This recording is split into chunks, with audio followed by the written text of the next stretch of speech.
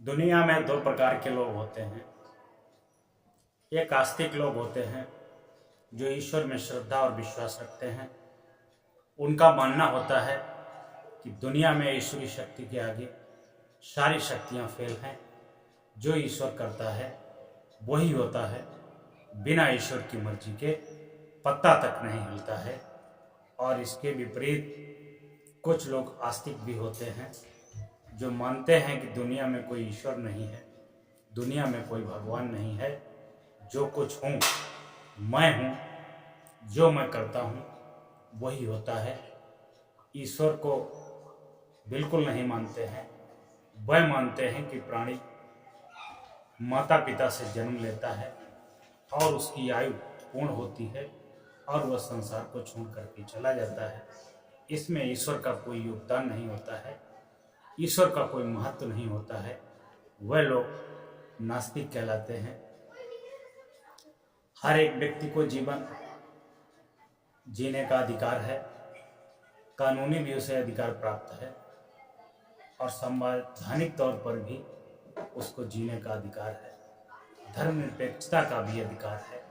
वो जो चाहे वो धर्म को अपना सकता है और न चाहे तो आस्तिक भी रह सकता है। इसमें किसी के ऊपर कोई जोर नहीं है। लेकिन वास्तव में एक माँ ही जानती है कि इस संतान का, इस बच्चे का वास्तविक पिता कौन है। इसके अलावा कोई नहीं जानता है। माँ अपने बच्चे से कह देती है कि यही तुम्हारा पिता है। बच्चा पूरे जीवन भर उसी को अपना पिता, अपना पापा, अपना दादा कहकर बुलाता है, क्योंकि उसकी माँ ने बताया था कि ये तुम्हारा पिता है। लेकिन वास्तविक पिता कौन है ये उसकी माँ के अलावा दूसरा कोई नहीं जानता है।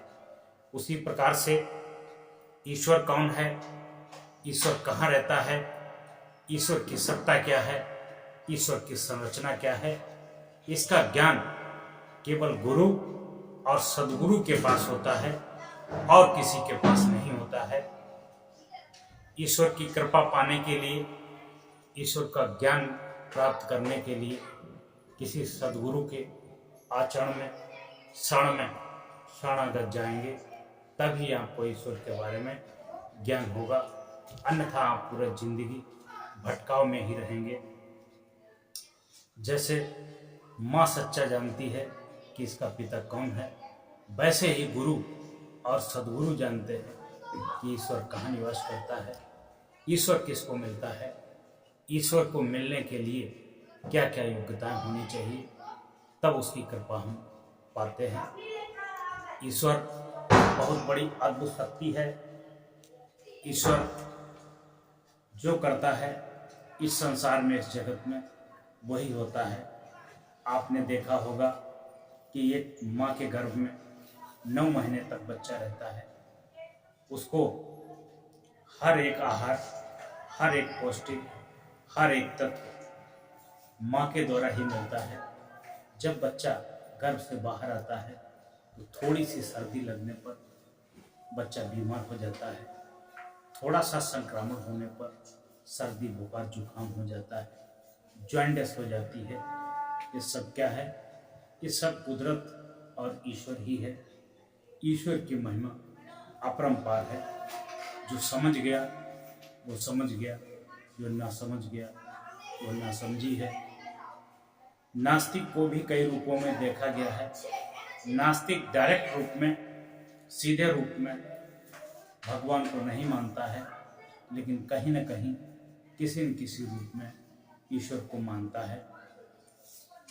ये जो मानव का शरीर आपको मिला है, ये हड्डी और मांस का पुतला, 5 तत्वों से बना हुआ शरीर, इसे तुम अपना शरीर कहते हो। वास्तव में ये हमारा शरीर है, लेकिन मेरा नहीं है।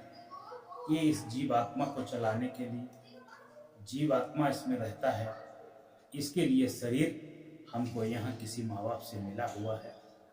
ये शरीर में 9 छिद्र होते हैं, फिर भी इस शरीर रूपी पिंजड़े में आत्मा बैठा होता है। परमात्मा का छोटा स्वरूप आत्मा इस शरीर में बैठा होता है, हृदय में विराजमान होता है। जब तुम कोई गलत कार्य करते हो, कार्य करने की योजना बनाते हो, अंदर बैठा हुआ आत्मा स्वरूप जो परमात्मा का स्वरूप है वो तुम्हें मना करता है, फिर भी तुम नहीं मानते हो और अपने हठी और जिद्दी स्वभाव के कारण उस कार्य को करते हो। इसलिए तुम संसार में नाना प्रकार के दुखों और कष्टों से उबर नहीं पाते हो।